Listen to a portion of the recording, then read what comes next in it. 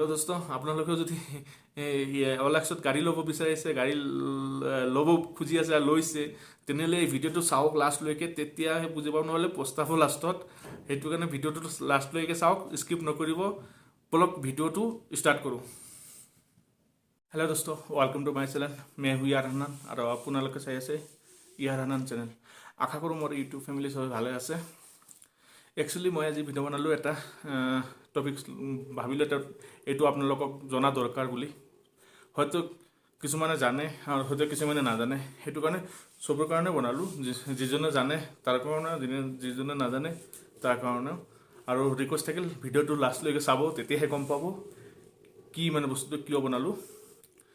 আপুনি যদি গাড়ী কিনিব বিচাৰে OLXৰ পৰা বা ফেচবুক এপৰ পৰা, ফেচবুকৰ মাৰ্কেট প্লেচৰ পৰা, তেনেহ'লে সাৱধান হওক। বহুত ফ্ৰড হৈ আছে আজিকালি।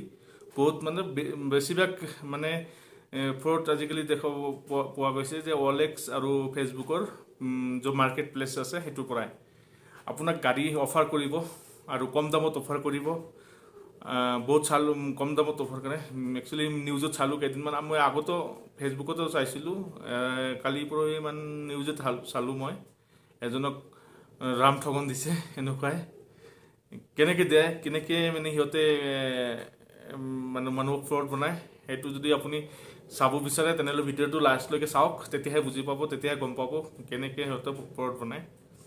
একচুৱেলি ইহঁতে কি কৰে, OLX আৰু ফেচবুক মাৰ্কেট প্লেচত গাড়ীৰ এড দি দিয়ে, কিন্তু কি কৰে গাড়ীৰ এডটো মানে গাড়ীৰ প্ৰাইচটো ইমান কমকৈ সিহঁতে তাতে লগায় যে আপুনি চালেই মানে এট্ৰাক্টিভ হৈ যাব। আপুনি চালেই ভাবোঁ যে ইমান কম দামত গাড়ী পাই আছোঁ, ভাল কথা।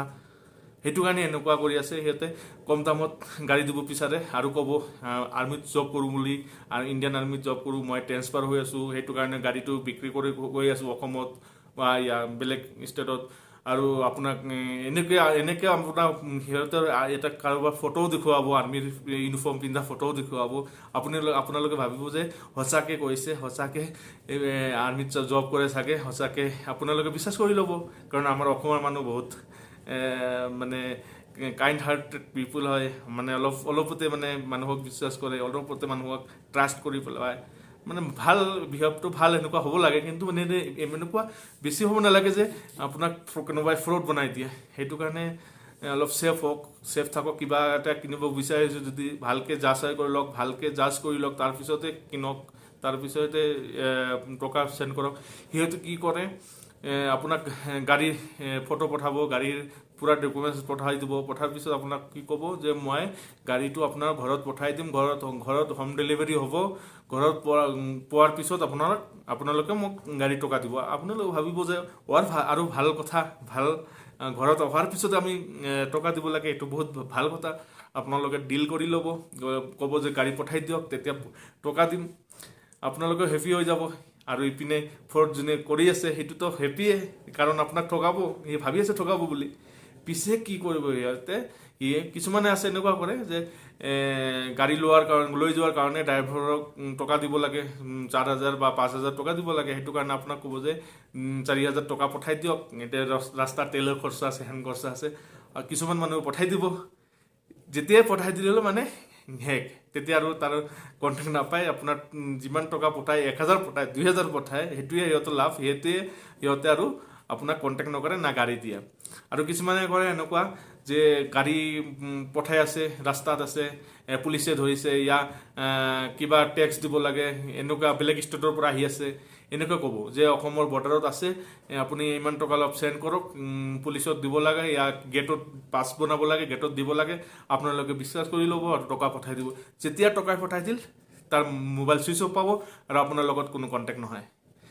এনেকৈ কৰে সিহঁতে ফ্ৰড।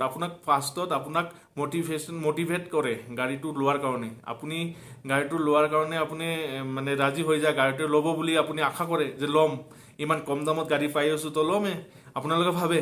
সেইটো ভাবি কেনে আপুনি ডিল কৰি লয়। পিছত কিছুমান মানুহ আছে, বুৰ্বক মানুহ আছে, যে টকাও দি দিয়ে, যে 4,000 খুজিছে ৰাস্তাত, গেট পাছ বনাব লাগে, হেন বনাব লাগে, তেন বনাব লাগে, টকা খুজি আছে, পঠাইও দিয়ে।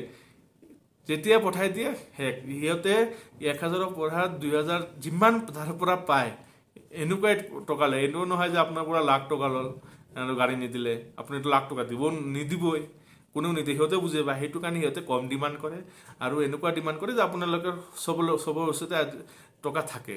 আৰু আপুনি যদি ভাবি যে গাড়ী ল'ব, তেনেহ'লে 4-5 হাজাৰ টকাটো থকাটো নৰ্মেল কথা, এইটো থাকিবই। সেইটো সুযোগ লৈ সিহঁতে এই 4G ফ্ৰড যিহঁতে কৰে, সেইটো সুযোগ লৈ ফ্ৰড কৰে।